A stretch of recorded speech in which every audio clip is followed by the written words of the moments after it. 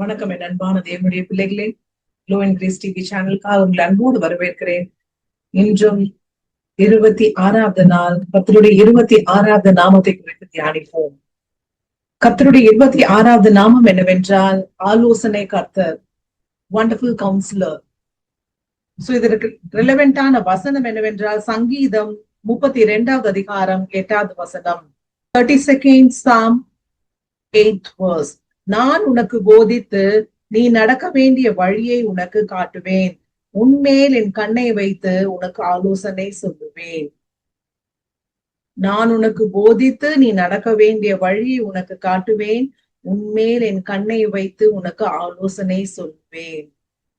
So ஆலோசனை கர்த்தர், wonderful councillor. Councillor என்றால் என்ன? What is the work of the councillor? உங்களுக்கு ஏற்கனவே நான் டிஸ்கஸ் பண்ணியிருக்கேன். நான் டீச்சரா இருந்ததுனால ஸ்கூல்ஸ்ல ஸ்டூடெண்ட்ஸ் கவுன்சிலர் எல்லாம் இருப்பாங்க. ஹாஸ்பிட்டல்ஸ்ல கூட இப்போ நிறைய கவுன்சிலிங் பீப்புள் எல்லாம் இருக்கிறாங்க.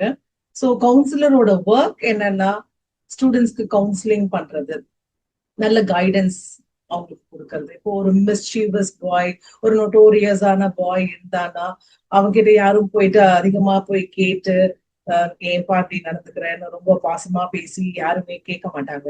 ஆனா கவுன்சிலிங் பண்றவங்க அப்படியே அன்பா பேசுவாங்க. சோ அந்த பிள்ளைகள் அந்த அன்புக்காக ஏங்குவாங்க. நம்ம பேச்சை யாராவது கேட்க மாட்டாங்களா அப்படின்னு சொல்லி பிள்ளைங்க ஏங்குவாங்க. சோ கவுன்சிலிங் அனுப்பும் போது அந்த பிள்ளைங்க கிட்ட ரொம்ப லவ்விங்கா கேரிங்கா பேசுவாங்க.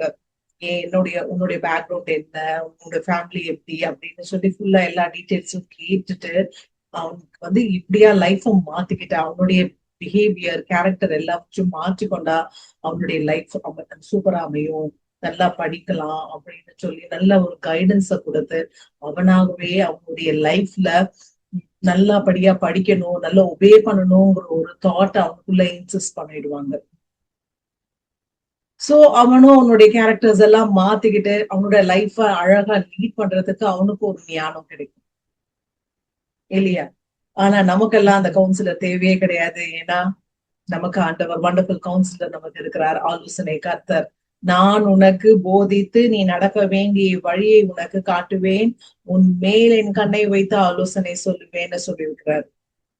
நம்ம நடக்கிறதுக்கு அவர் வழியை காட்டுவார். மேல் என் கண்ணை வைத்து ஆலோசனை சொல்லுவேன்னு சொல்லியிருக்கிறார். நம்ம மேல அவருடைய கண்ணை வைத்து ஆலோசனை சொல்லுவார் இல்லையா? கண்ணுங்கிறது அவ்வளோ ஒரு டெலிகேட்டான ஆர்கன். அப்படிப்பட்ட ஆர்கன் நம்ம மேல வைத்து நம்மளுடைய போகிற வழி எல்லாம் கரெக்டா போகிறோமா, தப்பா போகிறோமான்னு அவருடைய கண்ணை வைத்து நம்மளை பார்த்து கொண்டே இருக்கிறார். இன்றைக்கும் கூட இந்த வார்த்தை வாலிப பிள்ளைகளாகிய தம்பி தங்கச்சிக்கு வருது. நீங்க ஆண்டவருடைய சத்தத்துக்கு கீழ்ப்படியுங்க. வண்டர்ஃபுல் கவுன்சிலர், ஆலோசனை கர்த்தர் உங்களுக்கு போதித்து வழியை காட்டுவார். நீங்க எந்த பாதையில நடக்கணுங்கிற வழியை ஆண்டவர் காட்டுவார். நீங்க பண்ண வேண்டியது ஒன்னே ஒண்ணுதான், அவருடைய சத்தத்துக்கு கீழ்ப்படியுங்க. அவர் சத்தத்தை முதல்ல கேளுங்க, அவருடைய மெல்லிய சத்தத்தை கேளுங்க. கேட்டாலே போதும், ஆண்டவர் உங்களுக்கு வழியை காட்டுவார். அவர் எல்லா விதத்திலையும் ஆலோசனை கொடுப்பார். அதை நம்புங்க, அதை விசுவசிங்க. கர்த்தர் எப்போதும் உங்களுக்கு ஆலோசனை கர்த்தரா இன்னைக்கு கைடன்ஸ் கொடுத்துட்டே இருப்பார். ஒரு சின்ன சின்ன விஷயமா இருந்தாலும் சரி, ஒரு ட்ரெஸ் எடுக்க போகிறதா இருந்தாலும் சரி, ஒரு சில பொருள்களை வீட்டுக்கு வாங்குறதா இருந்தாலும் சரி, ஏசப்பா நான் இதை வாங்கட்டுமா, இது எனக்கு யூஸ்ஃபுல்லா இருக்குமா, இது நல்லா இருக்குமா அப்படின்னு ஏசப்பா கிட்ட கேளுங்க. ஏசப்பா அழகா நேர்த்தியா உங்களை நடத்துவார். அழகான பொருள்களை வாங்கறதுக்கும் ஆண்டவர் உங்களுக்கு கிருபை பாராட்டுவார். ஜெபம் செய்வோமா?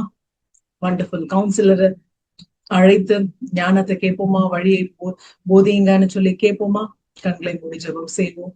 எங்களை அளவுக்கு அதிகமா நேசிக்கிற பரலோக பரம பிதாவே, அப்பா இந்த நல்ல நேரத்துக்காக உமக்கு கொடான கொடி ஸ்தோத்திரம் ஆண்டவரே.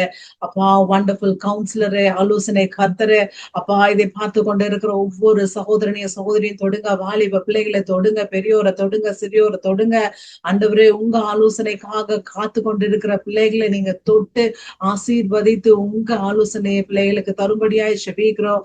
எந்த வழியில போகிறதுன்னு தெரியல, எந்த பாதையில போகிறதுன்னு தெரியல, மத்தியில கர்த்தாவே திகைத்து நிற்கிற ஒவ்வொரு பிள்ளைகளையும் நீங்க தொட்டு ஆசீர்வதித்து நீங்க பேசுகிற மெல்லிய சத்தத்தை அவர்களுக்கு கேட்க பண்ணுங்க. நீங்க சொல்லுகிற ஆலோசனையை மட்டுமே கேட்க ஆண்டவரே பிள்ளைகளோட செவிகளை திறந்து விடுங்க. ஆசீர்வதியுங்க. இயேசுவின் நாமத்தில் எங்கள் ஜீவனுள்ள நல்ல பிதாவே, ஆமென். God bless you all. See you tomorrow.